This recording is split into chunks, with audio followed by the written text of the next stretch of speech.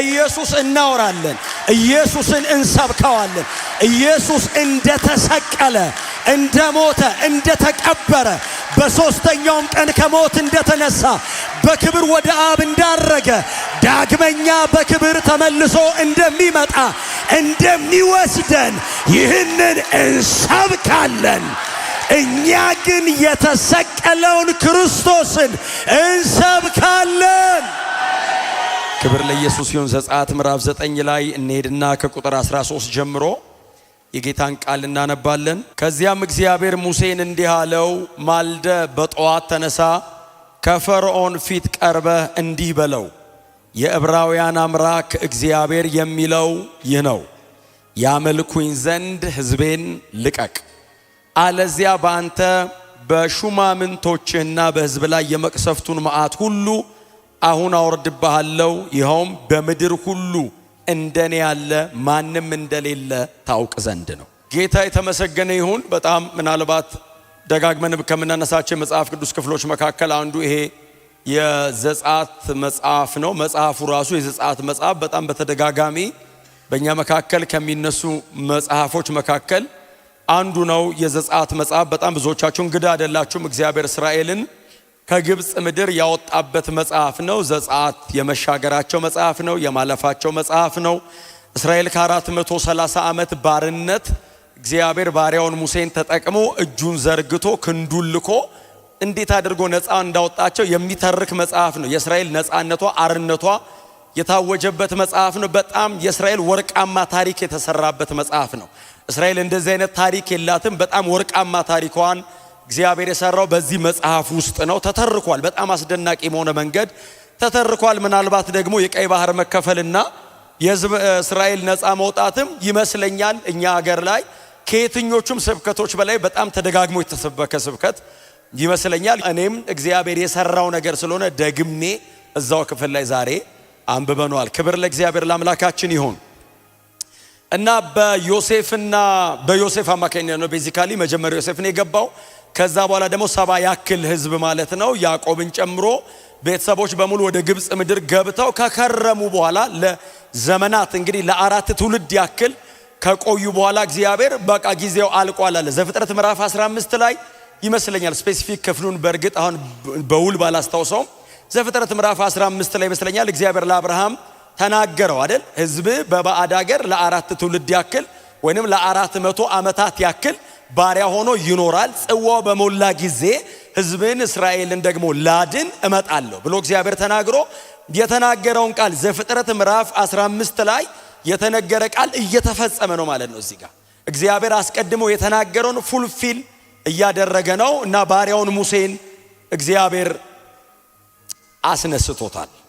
እግዚአብሔር ይመስገን። እና ከዚህ በፊት የተደረጉ ወደ 6 አካባቢ ተአምራቶች ተደርድረውልናል። ወደ 6 አካባቢ ተአምራቶች አሉ። አሁን ደግሞ 7ኛውን ተአምር እግዚአብሔር ሊያደርግ ነው። ህዝበ እስራኤልን ከፈርዖን አገዛዝ ነፃ ለማውጣት እግዚአብሔር ጨክኗል። ነፃ ለማውጣት እግዚአብሔር ከሰማይ ወርጃለሁ አለ። እዚሁ ምዕራፍ 3 ላይ የምታነቡ ከሆነ እናንተ በኋላ ጊዜ ስታገኙ ወደ ምዕራፍ 3 መለስ ብላችሁ የምታነቡ ከሆነ የህዝቤን የእስራኤልን ጩኸት ሰምቻለሁ፣ ሲቃያቸውን አይቻለሁ፣ አድናቸው ዘንድ ወርጃለሁ። አሁን ሰምቻለሁ፣ አይቻለሁ፣ ወርጃለሁ። በጣም ከባድ ነው። እግዚአብሔር ከሰማይ ሰማሁ አለ። ጩኸት ሰማሁ። የት ነው ብዬ አየሁ። እየተጨነቁ ነው። ህዝቤ ናቸው፣ ላድናቸው ወረድኳል። እግዚአብሔር ይመስገን። የእስራኤል አዳኝ ሙሴ አይደለም፣ እግዚአብሔር ነው። ሙሴን እንደ ኢንስትሩመንት እንደ መጠቀሚያ ዕቃ ተጠቀመበት እንጂ ለዘላለም አዳኛችን እግዚአብሔር ብቻ ነው። ድሮም እግዚአብሔር ነው አዳኝ፣ ዘንድሮም እግዚአብሔር ነው አዳኝ፣ ለዘላለምም እግዚአብሔር ብቻ ነው አዳኝ። ስለዚህ እግዚአብሔር የማዳንን ስራ ህዝቤን እስራኤልን ነፃ የማውጣት ስራ የመቤዠት ስራው የኔ ነው። ይሄንን ለማድረግ ደግሞ ከሰማይ ወርጃለሁ አለ እግዚአብሔር። እዛ አይደለም ያለው ታው መጥቻለሁ ግብፅ። እግዚአብሔር እስራኤልን ነፃ ለማውጣት ግብፅ ወክ አድርጎ ያውቃል። መጣው ግብፅ አለ እግዚአብሔር። ከመበለቷ ቤት ጀምሮ እስከ ቤተ መንግስት አንኳኳለሁ አለ። ለምንድን ነው የምታንኳኳው? ህዝቤን ልቀቁ ብዬ። ፈርዖን ቤተ መንግስቱን ዘግቶ ቢቀመጣው የሞት መልአክ ልክ ያንኳኳለሁ ቤቱን አለ። እታች ጀምሮ እስከ ላይ ድረስ ማንም አያመልጥም ከኔ አለ። እንደኔ ያለ ማንም እንደሌለ ማወቅ አለባቸው። እስቲ አሜን በሉ። እንደዚህ አይነት አምላክ እኛ ብቻ ነው ያለው። አትጠራጠሩ። እንደ እግዚአብሔር ያለ ማንም የለም ለዘላለም። ይሄ ሙሴ እግዚአብሔር ጠራውና ሕዝቤን እስራኤልን ባንተ ነፃ አውጣለሁ ወደ ፈርዖን ነው ምልከው። ወደ እስራኤል ልጆች አይደል፣ ወደ ፈርዖን በልጅነቱ ከተወለደበት ከተጣለበት ከወንዙ ላይ አንስታ 40 ዓመት የፈርዖን ልጅ አሳድገዋለች። ፈርዖን ምን ያክል ጨካኝ እንደሆነ ለመግደል የማይሳሳ እንደሆነ ቀጥሎ በእጁ ላይ በትር እንዳለ ሙሴ ያውቃል። ወደ ፈርዖን ሲለው እግዚአብሔር ሆይ እኔ አልሄድም፣ ቀጥሎ ተናገር ብትለኝ አንተ የሚናገርልህ ነው ፈልገው፣ የኔ እጅ ምንም አይሰራልም፣ እጅን ልከህ ትሰራለህ፣ ተናጋሪ ሌላ ተናጋሪ እንካ አለው አሮንን። አሮን ላንተ እንደ ነብይ ይሆናል፣ አንተ ከኔ ትሰማለህ፣ ለሱ ትነግረዋለህ፣ እሱ ደግሞ ይናገራል። እግዚአብሔር ይጨክንብህ እንጂ አይለቅህም። እግዚአብሔር ይሄው እሱ አይሻልም ሲለው አንዱ የአገልግሎት ኳሊፊኬሽን ትትና ነው። እግዚአብሔር እሰራብሃለሁ ሲል እንደኔ ያለ የለም ካልክ ትቶ ነው የሚሄድ። እሰራብሃለሁ ሲል ሀምብል መሆን አለበት ልብህ። ሙሴን መጣና ልሰራብህ ነው ሊገለጥብህ ነው ወርጃለሁ አለ እኮ የአባቶችህ አምላክ አለ። የአብርሃም የይስሐቅ ያዕቆብ ሲባል ሰምተህ የለ? አዎ አንተ በፈርዖን ቤት ብታድግም እናትን አጡት እያጠባች ያሳደገች።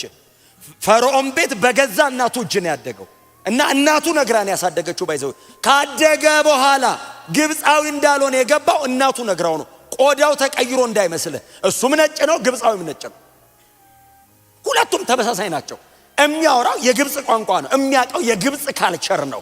የሚያውቀው የግብፅን አማልክት ነው። እናቱ ግን ስትነግረው ጡት ብቻ አይደለም ያጠባቸው፣ አንተ ግብፃዊ አይደለህም፣ ይኸውልህ ነግሬያለሁ ዕብራዊ ነህ። ነገ የፈርዖን የልጅ ልጅ ብትባል እምቢ በል። ባደክ ጊዜ ይሄንን ህዝብ ነፃ የምታወጣው ሲያድግ ይላል። ነፃ አውጭነት ውስጡ ከታበት ሰውየው የእግዚአብሔር ዲዛይን አልገባውም እንጂ ነፃ ማውጣት ግን እንዳለበት ገብቶታል። በጥፊ ጀመረ። አንተ ያን ሁሉ የግብፅ ሰው በጥፊ ትጨርሳል እንዴ? አትችለውም። ስለዚህ እግዚአብሔር አየው ማዳን ውስጥ አለ፣ ካራክተር አልተሰራም ማለት። ስለዚህ ካራክተሩን ለመስራት ዩቶር ቤት ከተተው። 40 ዓመት ሙሉ ፍጭት ታረገው። ከዛ ከ40 ዓመቱ በኋላ በ80 ዓመቱ ሙሴ መመረቂያ ቴሲሱን ሲሰራ አፈ ኮልታፈ እንኳን በጥፊ ልማታ ማውራት እኔም ማለት አውጥቶለት እኮ ነው። እስቲ አሜን በሏ። እግዚአብሔር እጅ ላይ አሁን ብዙ ጊዜ ይባላል በእግዚአብሔር እጅ ላይ ያለ ነገር አይበላሽም ይላል። እግዚአብሔር እኮ ነገርህን አይደለም አንተን ነው የሚይዝ። አንተን ነው የሚይዝ። ነገሩ ምንም አይነት የትም አይሄድም። አንተ ነህ። ክብር ለኢየሱስ ይሁን እንጂ ፈርዖንም እንዳለ ነው፣ ቤተ መንግስቱ እንዳለ ነው፣ ህዝቡ እንዳለ ነው። ሙሴን ቀየረው እግዚአብሔር። ከዛ ሙሴ እንደዚህ ያለ እሺ ወደ ዕብራውያኑም ትልከኛል። አዎ ማን ልበላቸው? እሺ ማን ልበል? ዝም ብዬ አብርሃም ይስሐቅ ያዕቆብ አምላክ ልልህ ነው ሲለው ያለና የሚኖር በለኝ። ስሙ ማን ነው ቢሉኝ ያለን እግዚአብሔርን አትሰበስበው። ወደዛ መጀመሪያ የለኝም፣ ወደዛ መጨረሻ የለኝም፣ ያለና የሚኖር ነኛል። እስቲ አሜን በሏ። እምናመልከው ይሄንን አምላክ ነው። ሰብስበ የሆነ ቦክስ ውስጥ አታስገባውም። አንተ ዲፋይን አታረገውም። በተገለጠል መጠን ታወራለህ እንጂ ዲፋይን አድርገህ አታብራራውም፣ አትጨርሰውም። እግዚአብሔር ከመታወቅ ክብር ለኢየሱስ ይሁን። ከዛ ማን ሲለው ያለና የሚኖር ላከኝ በላለውና በዚህ ስሜ ለዘላለም እታወቃለሁ። መቼም የማይቀየር ስሜ ነው። ያህዌ ነኝ። ማን ያለና የሚል የዘላለም አምላክ ነኝ አለው። የት ጋር ጀመርክ? መጀመሪያ የለኝም። የት ድረስ ነህ? መጨረሻ የለኝም። ክብር ለኢየሱስ ይሁን። አይ ዘላለምን አስረድተውን አይደለም የገባን፣ በርቶልን ነው። የሰው ጭንቅላት የሆነ ነገር ጀምሮ ፕሮሰስ አድርጎ መጨረስ ነው የሚያውቀው። ምክንያቱም ይሄ ሲሰራ ራሱ ተጀምሮ እንዲያልቅ እሱም ብቻ ፕሮሰስ እንዲያደርግ ነው የተደረገው። እግዚአብሔር መጣ እንዳለ ሙሴ ዘላለም ነኝ አለው። በምን ትጠራኛለህ አለው። ግንብ ሳፈር ሳይተህ ጣሰው ልትለኝ ነው? የሆነ ነገር ስሰራ አይተህ ገነባ ምናምን የሆነ በየመንገዱ ስም አታወጣልኝም አለው። እኔ ያለና የሚኖር ነኝ፣ ሁሉን እችላለሁ። ይሄንን ቃል ነው ጌታችን ኢየሱስ ክርስቶስ መጥቶ አዲስ ኪዳን ላይ እኔ ነኝ ያለውን የአብን ቀጥታ ነው መጥቶ ኢየሱስ እኔ ነኝ አለ። አይ ያህዌ የሚለውን ኩሪዮትስ ማለት the Lord ጌታ ከሰማይ የወረድኩ አዳኝ። እስቲ አሜን በሉ። እግዚአብሔር ወልድ ስጋ ለብሶ መሬት ሲመጣ እግዚአብሔር አብ በቀደመው ኪዳን የተናገረውን ቀጥታ በዛው በሙሉ ቁመናው ተናገሩ። መሬት ፊታቸው ቆሞ እኔ ነኝ። ይሄ ነው ወንጌል የገባን። ለዚህ ወንጌል መኖር አይደለም መሞት ክብር። በእውነት ነው የምላችሁ። እንደዚህ በጣም ያማረ ህዝብ መካከል ተሰብስበው መዘመር አይደለም ምንም ብንሆን። እና ይሄ ሰውዬ ነው እንግዲህ እየሄደ ለፈርዖን እንደዚህ አለው። መጀመሪያ ገና ፈርዖን አለው። ፈርዖን የዛሬ 40 ዓመት ሙሴን ያውቀው ነበር ከዛ ቤት ሲወጣ። እና ፈርዖን ንግስናው ዙፋኑ ላይ ነው ያለው። ሙሴ 80 ዓመት ሆኖታል። ሸምገል ነገር ብሏል፣ አርጅቷል። ዩቶር ቤት ነው የኖረው። ፊቱ ደረቅ ነገር ብሏል፣ ቆዳው ልጥፍ ብሏል። ላዩ ላይ የምድረ በዳ ሰው ነው። ደሞ የሆነች በትር ነገር ይዟል የሚደገፋት። ልብሱ እንደነሱ አይነት ሲልክ አይደለም።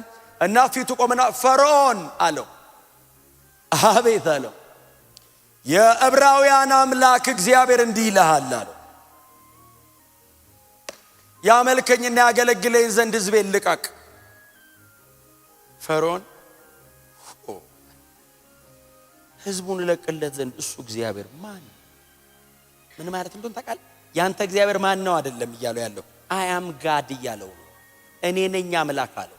ፈርዖን የበኩራት አምላክ ነው በግብጽ። እኔ ነኝ አምላክ ከኔ ውጭ አለው ያለው። ለዛ ነው እግዚአብሔር ባይዘው ከኔ ውጭ ማንም እንደሌለ ታውቃለህ አለ። ከኔ ውጭ አለው ሲል ፈርዖን እግዚአብሔር መጣና ከኔ ውጭ የለም አለ። አንተ ኖርማል ነህ አለ። እስቲ አሜን። ከዛ እሱ እግዚአብሔር ማን ነው ሲል እንጠዋወቅ አለው እግዚአብሔር። 10 የጨበጠው ፈርዖን ቶሎ ይረሳል። ቶሎ ነው የሚረሳው። እንደ ፈርዖን ሰው እንትን የሚረሳ የለም።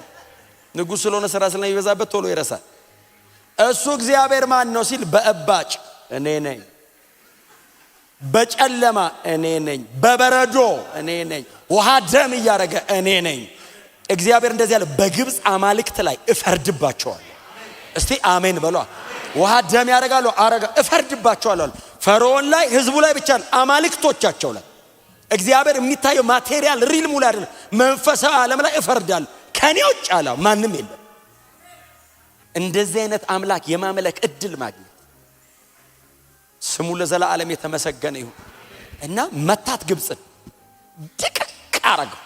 ይሄው እንደገና ድጋሚ ምዕራፍ 9 ላይ አስታውሱ። የዕብራውያን አምላክ እሺ ህዝቤን ልቀቅ ይላል እግዚአብሔር። ባይዘው ዝም ብሎ ይውጡ አይደለም ያለው፣ የሚያወጣበት ምክንያት አለ። ሲያስለቀቀ የሚያስለቀቀበት ምክንያት አለ። ልቀቅ አለው። አለቅም ልቅ ትለቃለህ፣ በተዘረጋ እጅና በጸና ክንድ ነው የማወጣው። እንደውም ዳዊት ሲዘምር ምንድነው ያለው? መዝሙረ ዳዊት ላይ እኮ ከብረት እቶን አወጣ ይላል። ግብጽ ኖርማል አይደለችም። የብረት እቶን ማለት ብረት የሚያቀልጥ ግለት ማለት ነው። ምንም ኃይለኛ ነገር ግብጽ ፊት አይቆምም። እግዚአብሔር የተዘረጋ እጅና የጸና ክንድ ልኮ ከብረት እቶን ውስጥ ጎትቶ አወጣው። ኢየሱስ ክርስቶስ ጌታ ነው።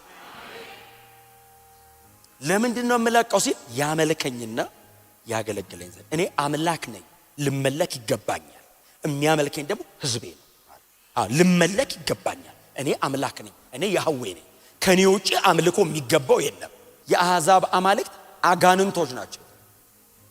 ከእግዚአብሔር ውጪ ሆኖ አጋንንቶች ናቸው አለና አይን አላቸው አያዩም፣ ጆሮ አላቸው አፍ አላቸው አይናገሩም፣ እጅ እግር ምናምን አላቸው አይንቀሳቀሱም። ለነዚህ በጣም ጥሩ ማሳየ መጽሐፍ ቅዱስ ውስጥ ማን ነው? አምላክ ነኝ ብሎ ምንም ኃይል የሌለው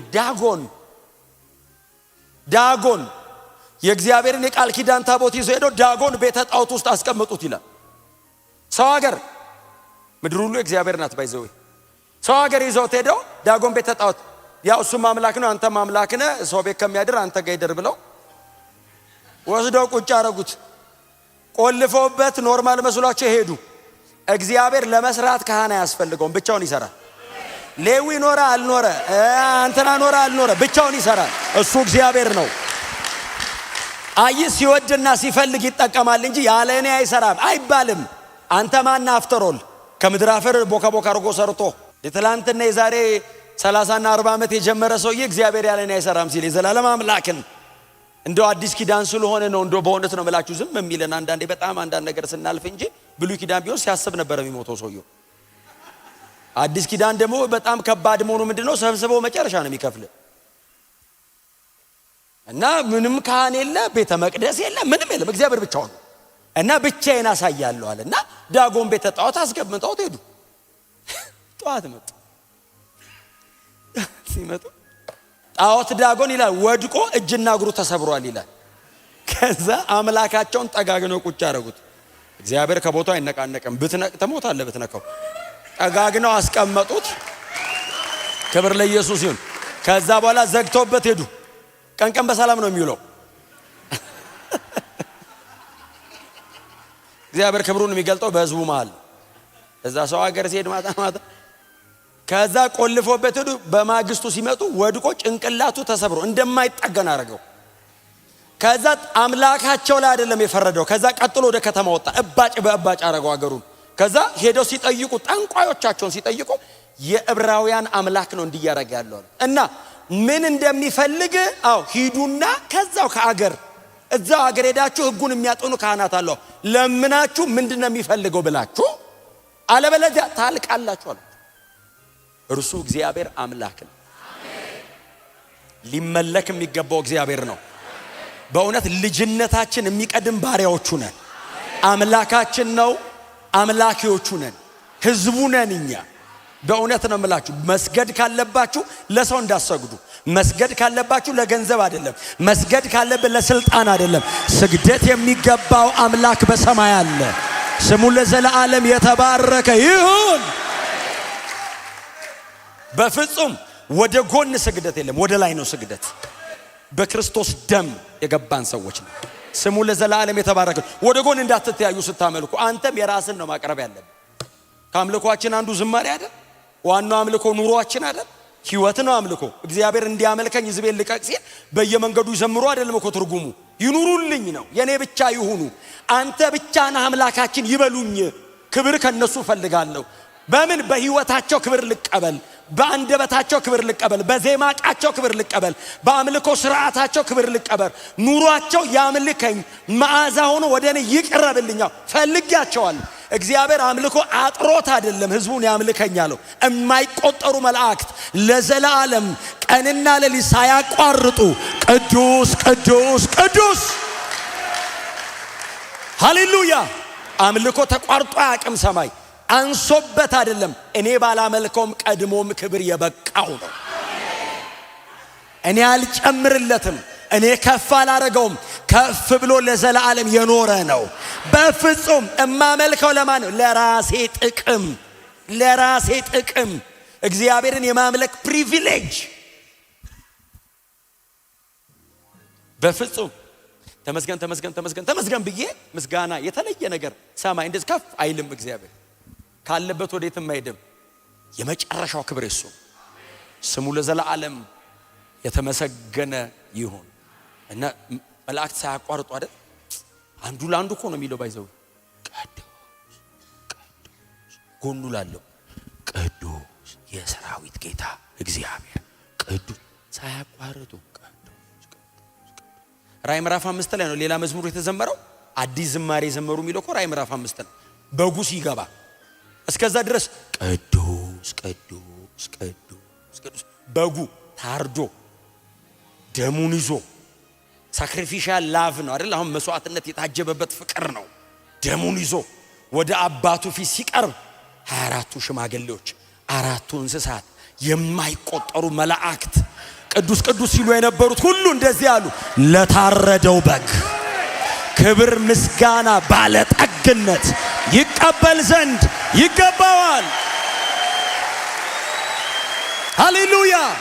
ታርደሃልና ከነገድ ከቋንቋ ከሕዝብ ከወገን ለአባት መንግስትና ካህናት የሆኑ ዘንድ ዋጅታቸዋል። ኢየሱስ ክብር ይሁንልህ። ኢየሱስ ክብር ይሁንልህ። የእግዚአብሔር አብ ደስታ፣ የመንፈስ ቅዱስ ደስታ፣ አዳኛችን ኢየሱስ ክብር ይሁንለት። ይገባዋል። እስከዛ ድረስ የማይቆጠሩ መላእክት ቅዱስ ቅዱስ ቅዱስ ቅዱስ። በጉ ሲመጣ የታረደ በግ ተብሎ የቀረበው እኮ ሳክሪፊሻል ላቭ ፍቅሩን የሚያሳይ ሰማይ እንደዚህ የታረደኛ የምናውቀው አይነት በግ የለም። የኢየሱስን የመስቀል ሥራ የሚገልጹበት መንገድ እኮ ነው። የታረደ በግ አለ፣ ቆሟል አለ ደሙን ይዞ። አባቱ እጅ ላይ ያለ ሰው እንኳን ወስዶ በሰማይ ያሉ ብርቱ መላእክት እንኳን ወስደው ሊፈቱት የማይችሉትን ሊፈታ አይደለም ሊመለከተው ማንም አይችልም።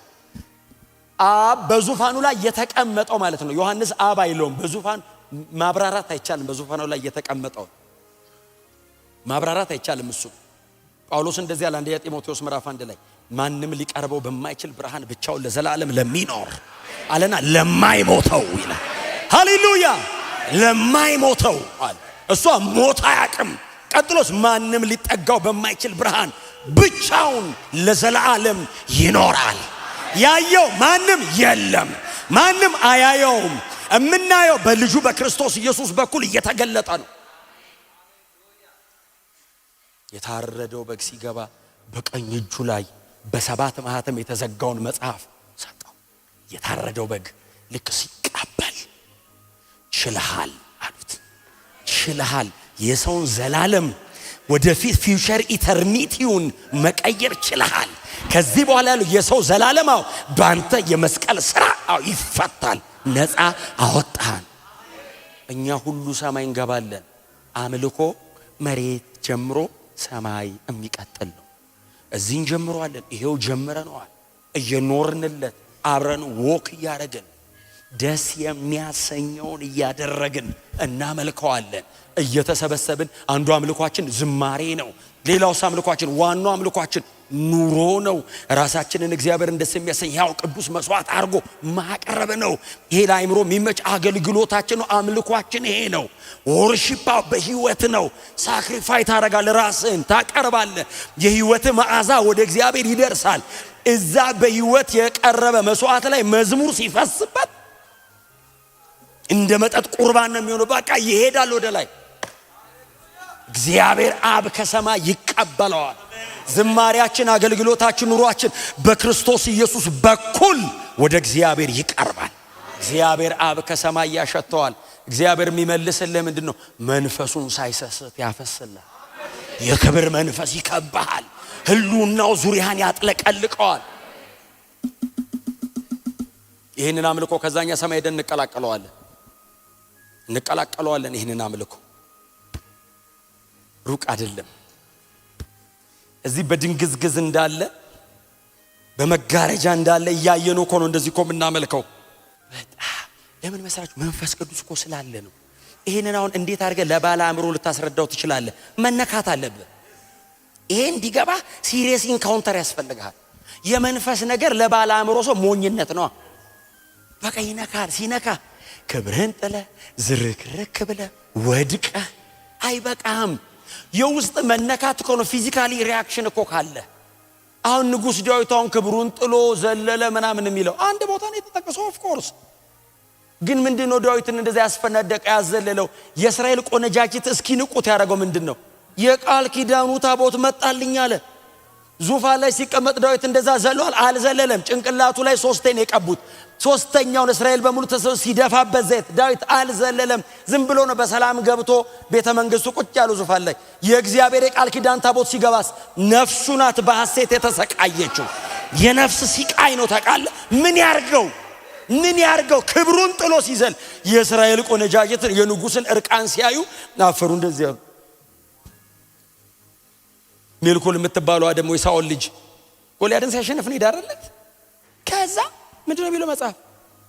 ንጉሱ እንኳን ልታመልክ አብራው እንደዚህ ብላየችው። ከዛ ንጉስ በእስራኤል ቆነጃጅት ፊት እንዲህ ክብሩን መጣል ይገባዋል እንዴ ስትል ለንግስና እየተንደረደ ያለ ሰው እንዳይመስልህ። ንጉስ ነው። ትነግሳለህ የሚል የተስፋ ቃል ያለው ሰው እንዳይመስልህ። ኦሬዲ ወንበር ላይ ነው ያለው። እስራኤል በሙሴ በኩል የተነገራትን የተስፋ ቃል የፈጸመው ዳዊት ነው። ደሆል ከኤፍራጥስ እስከ ሜዲትራኒያን ድረስ ግዛቱን የጠቀለለው ዳዊት ነው።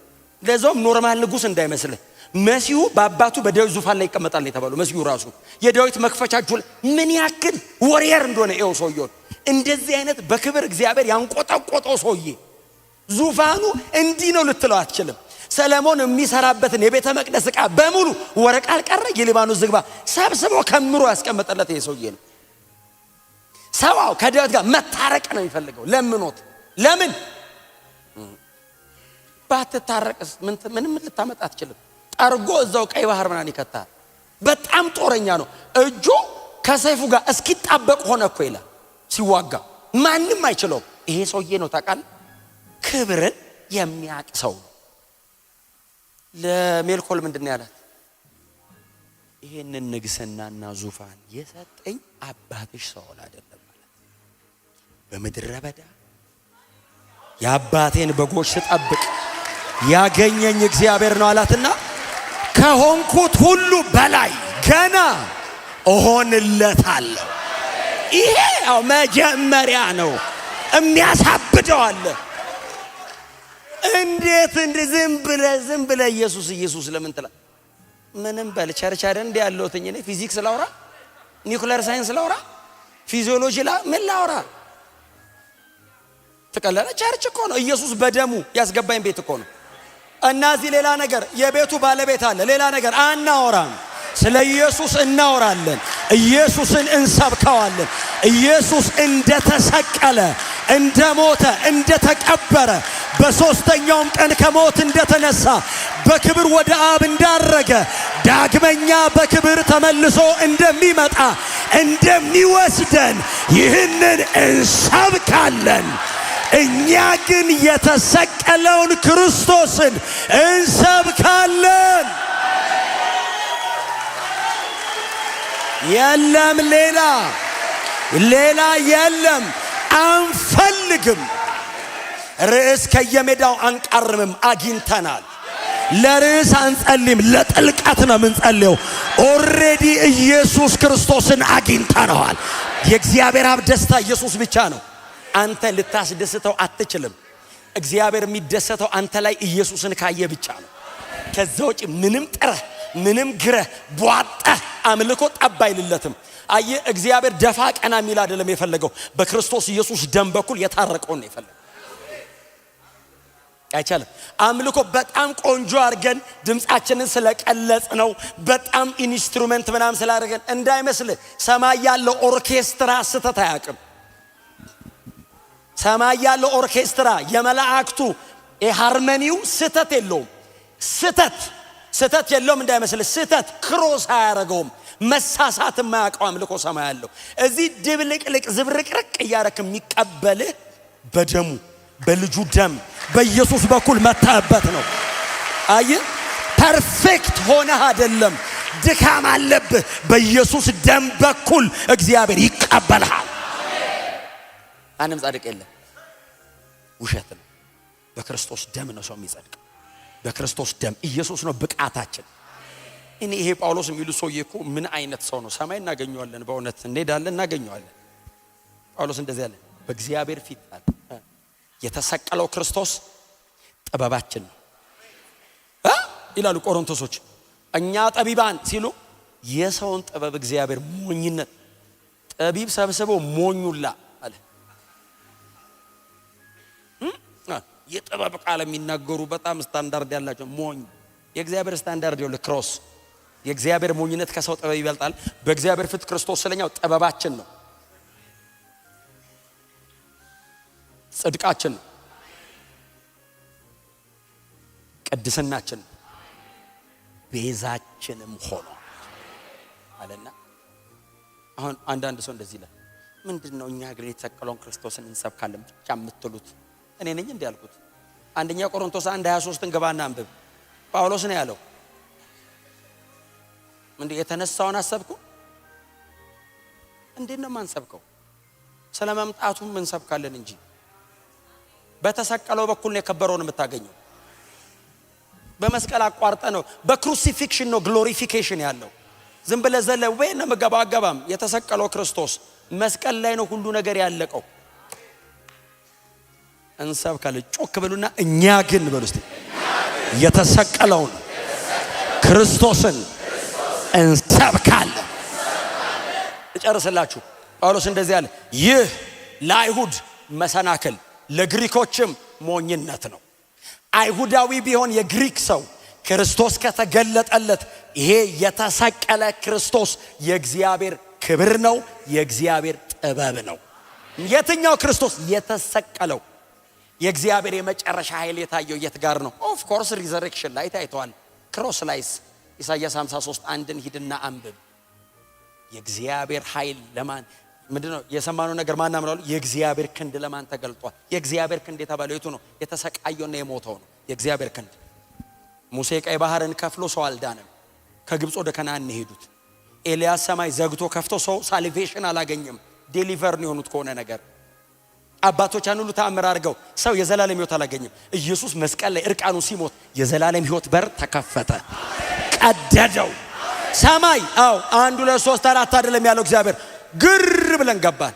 ሊቀ ካህን ዮም ኪፖር ላይ በዓመት አንዴ እግሩ ላይ ታስሮለት የሚገባበት ቦታ ኢትዮጵያዊ፣ ጣሊያናዊ፣ አሜሪካዊ፣ ጃፓናዊ ምናምን ጥቁር፣ ነጭ፣ ቢጫ፣ ባለጠጋ፣ ደሃ ከቤተ መንግስት መንገድ ላይ የተኛ ማንም ስታተስ የለ ምን የለ በጌታ አምነሃል። በአብ ቀኝ ቅድስተ ቅዱሳን እግዚአብሔር ይቀስፍሃል። እንዴት አድርገህ ትገባለህ? ልክ መጋረጃውን ሲቀደው ዥው ብዬ ስገባ የኢየሱስ ደም አየ። ደሙን ሲያይ አብ እቀበልሃል ለዘላለም ከኔ ጋር። ይሄ ባለ ዕዳ ይልሃል ደጅ የቆመ ሰው። አብ ደግሞ ተካፍሏል። አንተን እንደ ዳኛው እኮ ሰማይ ነው ያለው። አንተን እንደ ጻድቅ ምናምን እያልክ የምትወስነው አይደለም። እግዚአብሔር ነው ዳኛው። እግዚአብሔር ጻድቅ ነው ያለው በክርስቶስ ደም በኩል የመጣውን በሙሉ ነው። አምልኳችን ይሄ ነው። እንደዚህ ያለውን አምላክ ለማምለክ እግዚአብሔር እንደዚህ ያለ ህዝቤን ደቃቅ ነፃ ያወጣነው ልናመልክ ነው። እየኖርን እናመልከዋለን። ደስ የሚያሰኘውን በእምነት እያደረግን እያገለገልነው እናመልከዋለን። እንደዚህ ደግሞ በማህበር ድል ስናገኝ እየዘመርን እንዳበደ ሰው እየሆንን ደግሞ እናመልከዋለን።